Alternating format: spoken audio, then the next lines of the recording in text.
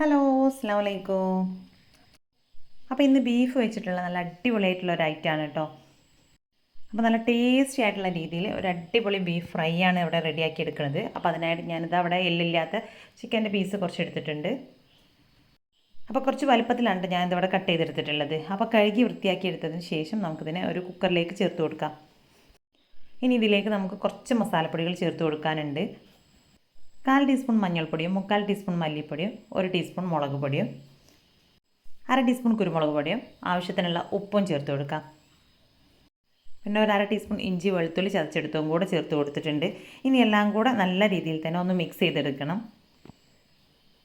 അപ്പോൾ ആദ്യം തന്നെ ഞാനതിലേക്ക് കുറച്ച് വെള്ളം ചേർത്ത് കൊടുക്കുന്നുണ്ട് കേട്ടോ. അപ്പോൾ ഒരുപാട് അളവിൽ വെള്ളം ചേർത്ത് കൊടുക്കണ്ട, നമ്മുടെ ഈ ഒരു ബീഫിൽ നിന്ന് തന്നെ വെള്ളം ഇറങ്ങി വരും. അപ്പോൾ നടിയിൽ പിടിക്കാതിരിക്കാനുള്ള രീതിയിലേക്ക് മാത്രം ഞാൻ വെള്ളം ഒഴിച്ച് കൊടുത്തിട്ടുള്ളൂ. ഇനി എല്ലാം കൂടെ നല്ല രീതിയിൽ തന്നെ ഒന്ന് മിക്സ് ചെയ്തിട്ടെടുക്കാം. ഇനി ലോ ഫ്ലെയിമിലിട്ടിട്ടാണ് കുക്ക് ചെയ്തെടുക്കുന്നതെങ്കിൽ ഇതിലേക്ക് ഒട്ടും തന്നെ വെള്ളം ചേർത്ത് കൊടുക്കേണ്ട ആവശ്യമില്ല കേട്ടോ. അപ്പോൾ ഞാൻ കുറച്ച് ഹൈ ഫ്ലെയിമിൽ വെച്ചിട്ടാണ് വേവിച്ചെടുക്കുന്നത്. അപ്പോൾ അതുകൊണ്ട് തന്നെ കുറച്ച് വെള്ളം ചേർത്ത് കൊടുത്തിട്ടുണ്ട്. ഇനി എല്ലാം കൂടെ നല്ല രീതിയിൽ തന്നെ ഒന്ന് മിക്സ് ചെയ്തിട്ടെടുക്കാം. ഇനി ഇതിനെ ഹൈ ഫ്ലെയിമിലിട്ട് ഒരു 7-8 വിസിൽ വരുന്നത് വരെയാണ് ഞാനിവിടെ വേവിച്ചിട്ടെടുത്തിട്ടുള്ളത്.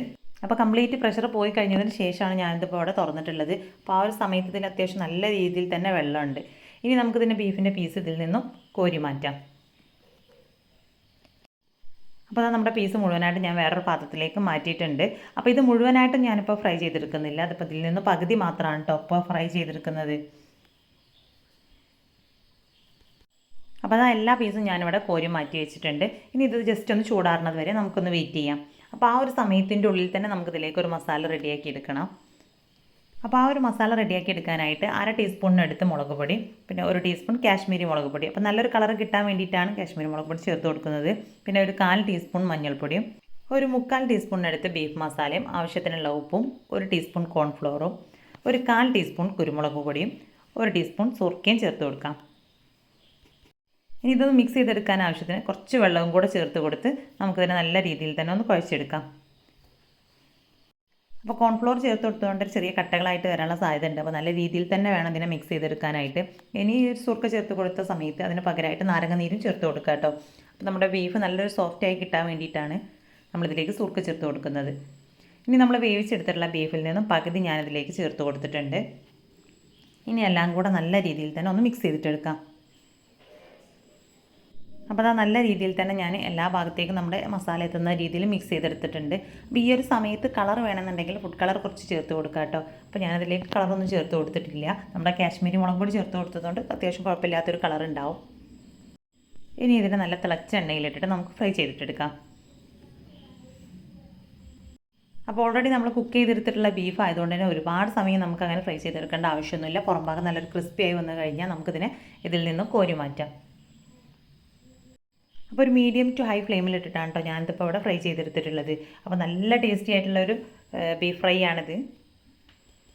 അപ്പോൾ നമ്മുടെ ബീഫൊക്കെ ഇവിടെ ഫ്രൈ ആയി വന്നിട്ടുണ്ട്. ഇനി കോരിയെടുക്കാനുള്ള ആ ഒരു സമയത്ത് ഞാനിതിലേക്ക് കുറച്ച് കറിവേപ്പില കൂടെ ചേർത്ത് കൊടുക്കുന്നുണ്ട്. ഇനി നമുക്കിതിനെ ഈ ഒരു ചട്ടിയിൽ നിന്ന് കോരി മാറ്റാം. അപ്പോൾ ബാക്കിയുള്ളതെല്ലാം തന്നെ സെയിം രീതിയിൽ തന്നെയാണ് ഞാനിപ്പോൾ അവിടെ ഫ്രൈ ചെയ്തെടുത്തിട്ടുള്ളത്.